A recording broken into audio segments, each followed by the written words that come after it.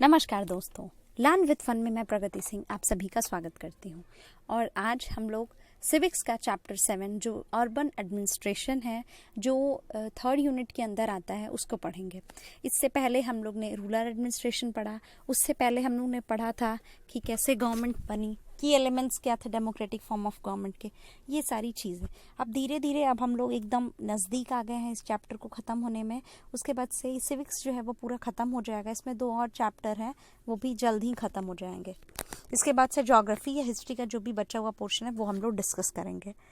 तो हम लोग अर्बन एडमिनिस्ट्रेशन में म्युनिसिपल कॉर्पोरेशन जो है, नगर निगम की बात है, उसका कैसे फंक्शन है, क्या है, उसके सब कैटेगरी क्या है, उसके बाद से वो कैसे फॉर्म होता है, वो कैसे फंक्शन करता है, कैसे अपना फंड एलोकेट करता है, ये सारी चीज़ें हैं हम लोग म्युनिसिपल कॉर्पोरेशन में पढ़ेंगे जो अर्बन एडमिनिस्ट्रेशन के अंदर आता है। तो ये तो हम लोग का 7 चैप्टर हो गया, इसमें पढ़ेंगे। आई होप इससे पहले मैंने जितने भी 6 टॉपिक पे जो वीडियोज़ बनाए हैं वो आप लोग ने देखे होंगे, पढ़े होंगे, आप लोग को समझ में आया होगा। तो आप प्लीज़ कमेंट करेगा कि आप लोग को समझ में आया, या फिर आप लोग और भी उसमें और क्या चाहते हैं, कोई ऐसा टॉपिक जो नहीं है। क्योंकि जितने भी रेलेवेंट टॉपिक हैं उन सबको मैं बताती हूँ, और जितनी स्टोरीज़ हैं उन सब का कोई मतलब नहीं है, इसीलिए मैं उसको भी बता देती हूँ कि उसमें ये स्टोरी थी, तो वो स्टोरी मैं बता देती हूँ आप लोग को। तो इस तरीके से जो भी इम्पोर्टेंट हाईलाइट्स हैं वो आपको समझ में आ जाते हैं। यहाँ पे देखिए चैप्टर 7 अर्बन एडमिनिस्ट्रेशन है। The city is a much bigger than a village and more spread out. A city has a crowded market, many buses and cars, water and electricity facilities, traffic control and hospitals. Have you ever wondered who is responsible for running all this?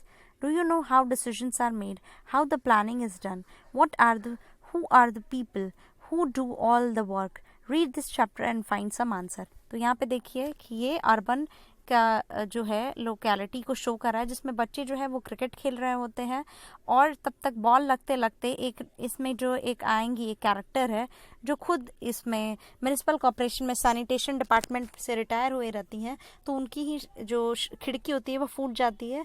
उसके बाद से तो ये लोग उनसे बात करने जाते हैं, तब वो सारी चीज़ें हैं स्टोरी को नरेट करते हैं कि क्या क्या अर्बन एडमिनिस्ट्रेशन कैसे वर्क करता है, उसमें उसको कौन चलाता है। तो ये सारी चीज़ें जो है हम लोग इस चैप्टर में पढ़ेंगे। दूसरी बात ये है कि इस चैप्टर में तो हम लोग पढ़ लेंगे, उसके बाद से तो चैप्टर वो भी है इम्पॉर्टेंट है। इससे पहले जो प्रीवियस मैंने जितने भी वीडियोस बनाए हैं आप लोग उनको जाइए, उनको अच्छे से देखिए, आप लोग को बहुत चीज़ें समझ में आ जाएंगी। क्योंकि एनसीईआरटी जो है वो बहुत अच्छी बुक्स होती हैं, हमेशा रेफ़र की जाती हैं कि आप यूपीएससी के लिए, केवीएस रिटन के लिए, सुपर टेट किसी के लिए भी आप उसे रेफ़र कीजिए। तो ये बहुत ही इंपॉर्टेंट बुक है। अब देखिए ये लोग जाते हैं, ये लोग किसके पास जाते हैं, ये लोग यास्मीन खाला के पास जाते हैं जो कि सेम लेन में रहती हैं। And Rihanna mother were good friend. The children ran to Khala's house, and when she opened the door, they began to tell her what had happened all at once. When they asked about the street light, Yasmin खाला laughed and said, उस गेंद जब ये लोग cricket खेल रहे होते तो उसमें स्ट्रीट लाइट भी फूट जाती है। तो there is no one person that you can pay the money. This is a big organisation called the municipal corporation that takes care of street lights, garbage collection, water supply, keeping the streets and market clean. तो ये जो है यही खाला जो है वो municipal corporation की सारी बातें बताती हैं। I have heard about the municipal corporation, they have put up signs around the city to inform people about malaria, said Mala. Mala एक लड़की है इसमें कैरेक्टर, वो बोलती है कि मैंने सुना है कि म्युनिसिपल कॉर्पोरेशन ने हर जगह सिटी में बोर्ड लगा के रखा है कि आप जो है इन्फॉर्म जो जितनी भी इंफॉर्मेशन है मलेरिया से रिलेटेड उन सबको किया गया है। तो yes, you are quite right, the municipal corporation is also responsible for ensuring that disease do not break out in the city. और ये भी कि वो बीमारी सबको ना हो, पूरे सिटी में ना हो। It also runs school, hospitals and dispensaries and makes gardens and maintains them, said Yasmin Khala. Then she added, our city Pune is a big city. तो ये सारी चीज़ें जो म्युनिसिपल कॉर्पोरेशन के क्या क्या फंक्शन हैं वो देखिए। वो स्कूल भी रन करता है, देन हॉस्पिटल भी रन करता है, डिस्पेंसरीज भी रन करता है, गार्डन बनवाता है, मेंटेन करता है। And so here it is called a municipal corporation. वो बोलती हैं कि पुणे हमारा बड़ा सिटी है तो उसको म्युनिसिपल कॉर्पोरेशन कहेंगे, और जो छोटा होगा, छोटे टाउन्स को क्या कहेंगे, it is called a municipal council. अब देखिए ये बताती हैं कि कैसे म्युनिसिपल जो कॉर्पोरेशन है उसमें क्या क्या है, उसके क्या क्या एलिमेंट्स है। तो उसमें वार्ड काउंसलर होता है और एक एडमिनिस्ट्रेटिव स्टाफ होता है। यास्मीन खाला, I am curious, Who decides what a park should go? Do you have to make interesting decisions like this when you worked in the municipal corporation? Asked Rehanna. Rehana पूछता है कि कैसे पार्क बनते हैं और ये सारी चीज़ें. No, Rehanna, I was working in the account office of the corporation, so I just worked on slips. Cities are usually quite large, so the municipal corporation has to make a lot of decisions as well as do a lot of work to keep the city clean. तो कैसे बताते हैं कि कैसे municipal corporation जो है वो शहर की सफाई रखता है. The decisions like where a park or a new hospital should go are usually made by the ward councillors. तो जो भी है कहाँ पार्क बनेगा, हॉस्पिटल बनेगा, फिर कहाँ साफ सफाई होगी और उसके बाद से, तो ये किसके द्वारा होता है? ये सारी चीज़ें जो डिसीजंस होते हैं कि पार्क कहाँ बनेगा, न्यू हॉस्पिटल कहाँ बनेगा या फिर कोई भी मॉल, तो ये सारी चीज़ें हैं जो ये वार्ड काउंसलर के द्वारा डिसाइड होता है. तो ये तो हम लोग ने पढ़ लिया. एक है वार्ड काउंसलर, एक दूसरा है एडमिनिस्ट्रेटिव स्टाफ. तो वार्ड काउंसलर ये सारे डिसीजंस लेता है, लेकिन इसको इम्प्लीमेंट कौन करता है? Administrative staff. नेक्स्ट क्लिप में हम लोग देखेंगे कि कैसे वार्ड काउंसलर और ये दोनों जुड़े हुए हैं. देखिए लिखा है, the city is divided into different wards and ward councillors get elected. The complicated decisions that affect the entire city are taken by the group of councillors who form community to decide and debate issues. For example, if bus stand needs to be improved or a crowded marketplace needs to have its garbage cleaned more regularly, or there is a nala or a drain that cuts through the city that needs cleaning, etc. It is this committees, thus water, garbage collection, street lighting, etc. that decides on the work to be done. तो ये सारी चीज़ें कौन करता है? ये सब जो ग्रुप ऑफ काउंसलर्स हैं वो करते हैं, जो कि कमिटी बनाते हैं और ये सारी चीज़ें करते हैं. When the problems are within a ward then the people who live in the ward can contact their councillors. तो जो उसमें तो वो काउंसलर से कॉन्टैक्ट कर सकता है जब प्रॉब्लम उसके विद इन वार्ड में होती है. For example, if there are dangerous electrical wires hanging down then the local councillor can help them get in touch with the electricity authority.